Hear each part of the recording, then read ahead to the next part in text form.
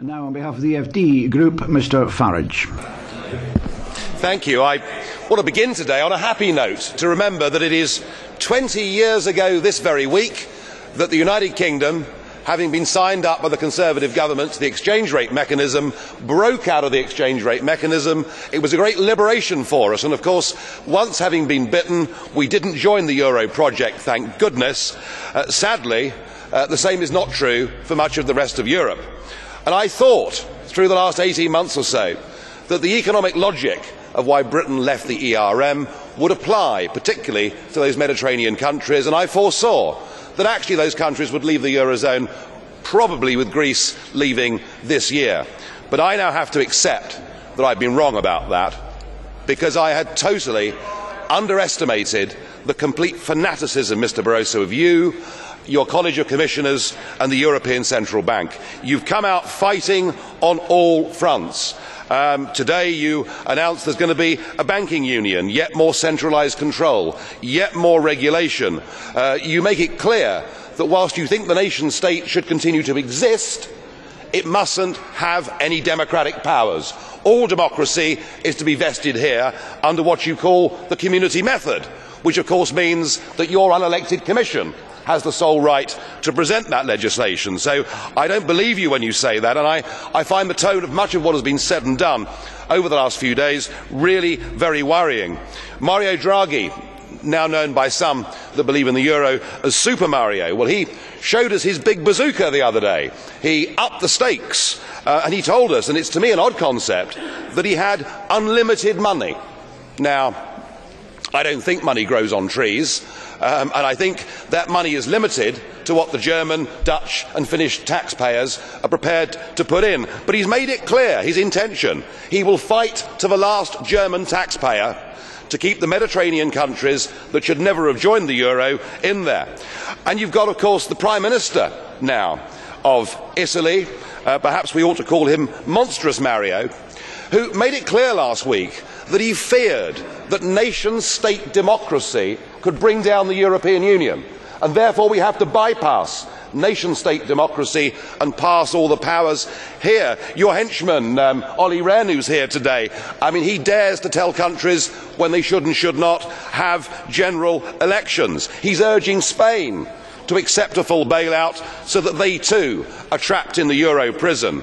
You know, I have to accept that you now have the whip hand over the citizens of Europe, and I now think that this euro crisis will go on for a whole miserable decade. In the end, you will have to face the reality that even France and Germany cannot survive together in the same economic and monetary union, and certainly with President Hollande reducing retirement ages, upping minimum wages and bringing in a hate tax for the successful, which will see all the entrepreneurs leave France, I'm afraid that gap will get bigger. And I wonder where the hope comes for those that believe in nation-state democracy. Well, we've heard that the German court this morning has decided that the ESM is okay. Maybe the Finns will say they've had enough. Maybe the Germans, as a country, will say we no longer are going to go on feeling ashamed and guilty of what our grandparents' generation did, and will start to stand up for our own economic interest. I don't know, but I suspect that the best hope we've got actually comes from the United Kingdom, where now the demand for a referendum is stronger than it's ever been, where a Conservative Prime Minister is in very deep trouble. And I think, Mr. Barroso, today the British people hearing you calling for the European Union to become a global power, making it absolutely clear that Member States must obey what you tell them, whether they're in the relatively wealthy north or the poorer south. I think those comments, this emerging, creeping Euro dictatorship, is something that will repulse millions of British people, and the only good news I take from today is you've helped to bring that referendum just a little bit closer.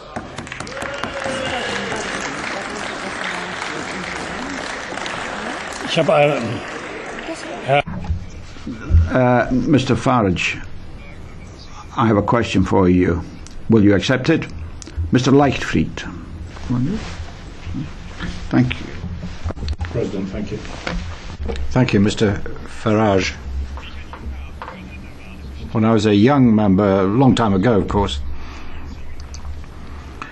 Some people learnt then to listen, but it's getting a bit boring. For the last decade, you've been telling us how awful, how monstrous everything is here, and there's going to be doom tomorrow. The disasters are going to come to us from all sides. And what's happening? I'm not afraid of tomorrow morning. Some people perhaps believe you. Some of the older people perhaps believe what you're saying, but I don't. I mean, think about something new. Say something new. Say something different. Well, I think the point about listening is a very good one. Very good one. You should have listened when the French people voted no to the European Constitution, but you chose to ignore them.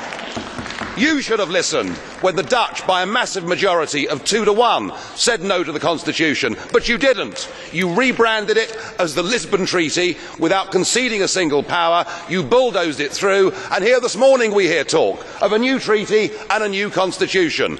And when Little Ireland not once but twice dares to vote no in a referendum on European integration, you don't listen, you bully them and make them vote again. You're the one, sir, who's not listening.